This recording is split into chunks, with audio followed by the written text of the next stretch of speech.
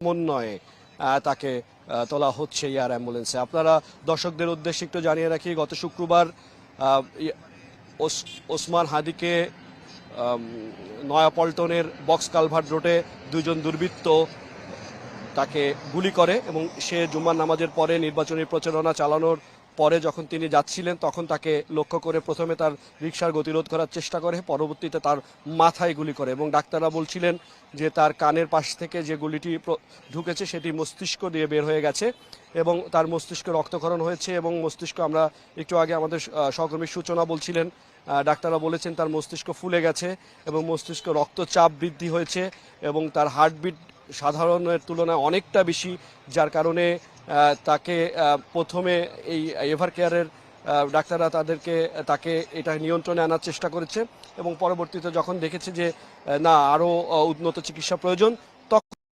কিছু আগে তাকে ভালোবাসায় তিনি চেষ্টা করছেন এবং